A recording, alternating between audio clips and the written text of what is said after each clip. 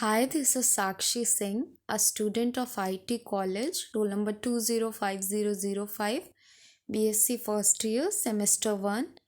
And today I have made a project in differential calculus. The topic of my project is curve tracing in polar form.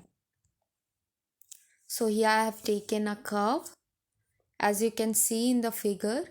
In polar form, we denote x-axis as initial line and y-axis as perpendicular line.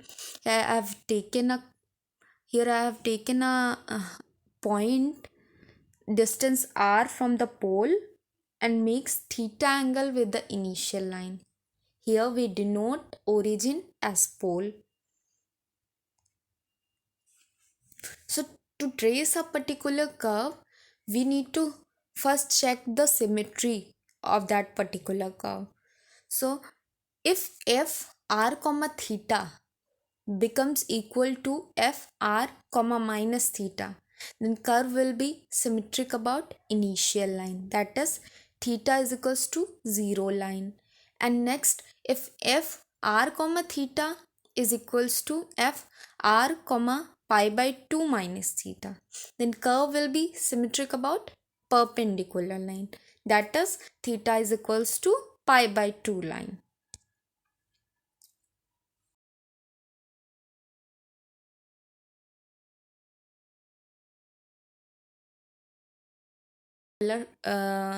Thing, if r comma theta will be equals to f minus r comma theta, then curve will be symmetric about pole. Next is pole. Curve will pass from pole when r will become 0. Next is tangent at pole. When r will become 0, then the resulting theta will become tangent at pole. Next, we have to make a particular table to trace a particular curve. So here I have taken a curve, that is a cardioid, and I have taken the equation. We all know that the equation of cardioid is r is equals to a 1 plus cos theta. So first of all, we need to make a table between which shows the relation between theta and r. When theta will become 0, r will become 2a. When theta will become 30 degree, r will become a 1 plus 3 by 2. When theta will become 45 degree, r will become a 1 plus 1 by root 2.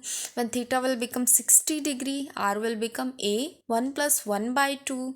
When theta will become 90 degree, r will become a. When theta will become 120 degree, r will become a 1 minus 1 by 2. When theta will become 135 degree, r will become a 1 minus 1 by root 2. When theta will become 150 degree, r will become a 1 minus root 3 by 2. And when theta will become 180 degree, finally r will become 0.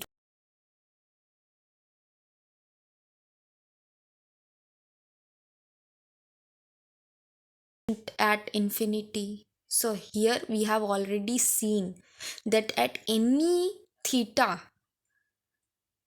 r doesn't become infinity. So we all know that the uh, there does not exist any tangent at infinity, and hence asymptote also does not exist. Next is tangent at other point.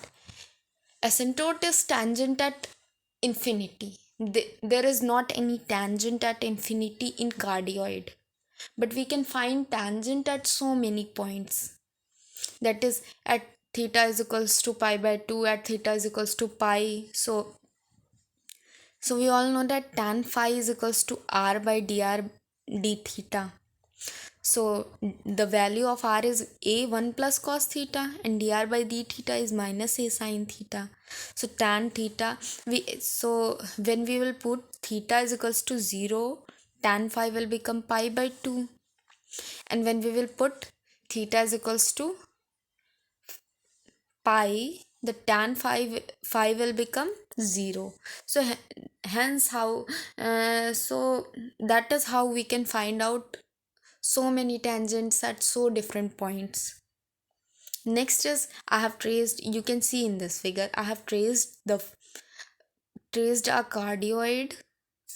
We can take the help of that particular table and draw the particular points and then make a curve joining those points, and we can find out the particular curve.